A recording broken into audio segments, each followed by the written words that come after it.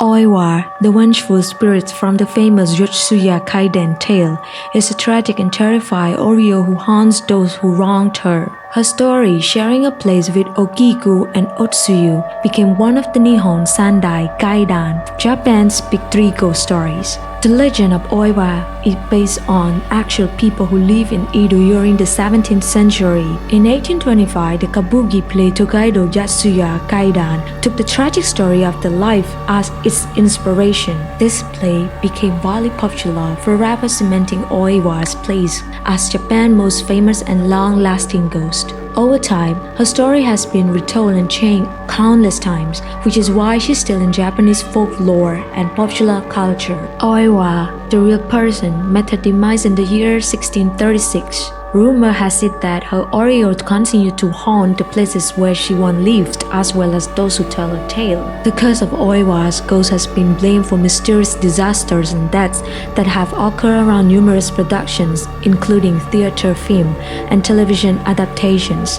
They have tried many things to soothe her angry spirit, from solemn rituals to heartfelt pleas. Oiwa Shrine and Temple were built on her family Yotsuya home ruins. Oiwa Shrine was relocated within Tokyo after a fire consumed it in 1879. During the fire bombings of World War II, the shrine was destroyed once again. Both a new shrine and initial Yotsuya site were reconstructed following the war. Many people believe that Oiwa's actually grave is marked by a gravestone in Mojoji, Sugamo, Tokyo. As is tradition, those involved in putting a performance of Yotsuya Kaidan paid their respects at Oiwa's grave. The legend says Oiwa was the wife of a samurai named Lemon. The marriage was a sad one, as Lemon was irresponsible with money and also stole things. One day, Oiwa, her heart heavy with sorrow, decided to leave her husband and return to her family home. Lemon pursued her, but was confronted by Yotsuya summoned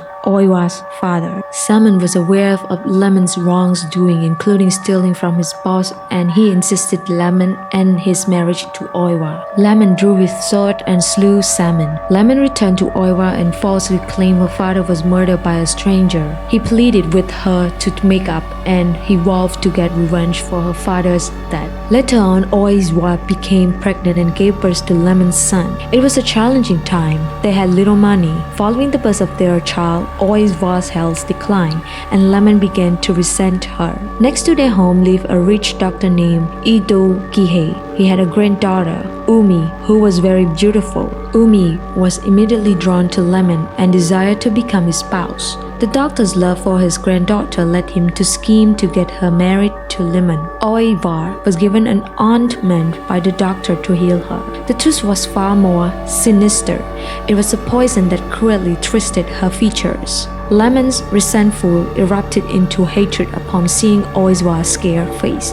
Afterwards, Kihei suggested that Lemon's divorce Oiwa and marry his granddaughter, whose beauty was said to be captivating. Lemon was disgusted by Oiwa's masked face, but when he looked at the useful and alluring Umi, he agreed. Lemon, desperate to marry Umi, started selling Oiwa's belongings, including her kimono, her dresses, and even their son's clothes. Because he needed a legitimate reason to divorce his wife, Lemon hired his friend Tagusu to rape Oiwa so that he could accuse her of infidelity. On a prearranged night, when Lemon was gone, Tagusu stepped inside. His footsteps muffled and drew near Oiwa. His fear was immediate. Upon seeing her face, he disregarded his orders entirely. Takusu revealed Lemon's scheme to Oiwa, subsequently presenting her with a mirror. Oiwa didn't know how the ointment had changed her face. She was horrified when she looked at her reflection. She attempted to hide the disfigurement by sweeping her hair over it. But as she touched her hair, it came away in bloody, heavy masses. Oiwa descended into madness, her eyes wide and unfocused. Gripping the cold steel of the throat, she flung it onto her throat. As Oiwa bled out on the floor, she continuously uttered curses against Lemon's name until her last breath. Lemon's servant Kohei discovered Oiwa's lifeless body. As Kohei delivered the news, Lemon's face broke into a wide grin instead of anger. Kohei began to suspect Lemon's motives, but Lemon's action led to Kohei's demise before he could act. He nailed Kohei's and Oiwa's lifeless body into a door, then threw them into the cold river. Following this, he concocted a lie, alleging that Kohei and Oiwa had shared a bed. He was finally free, and the sweet thought of marrying Umi filled his mind. Oiwa's curse wasted no time in unleashing its dreadful power. On his wedding night to Umi,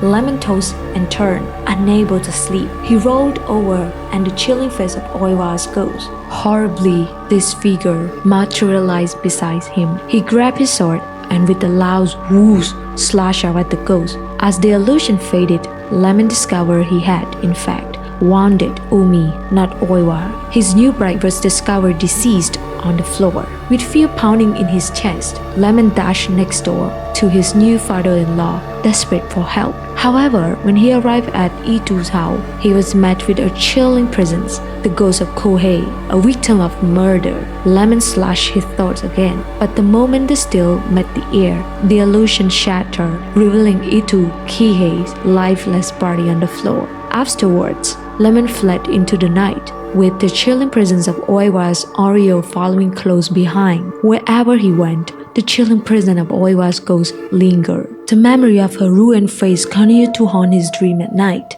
Her voice, raw and filled with pain, cried out to him, begging for vengeance. As he walked, he could have sworn he saw her face in the paper lanterns that guided him. Eventually, Lemon ran into the mountains, the air growing thin, and found it a secluded cabin to hide in. But Oiwa followed him, her gaze fixed and determined as she moved. Haunted by Oiwa's ghost, Lemon couldn't tell the difference between reality and nightmare, and descended into a spiral of madness driven by paranoia.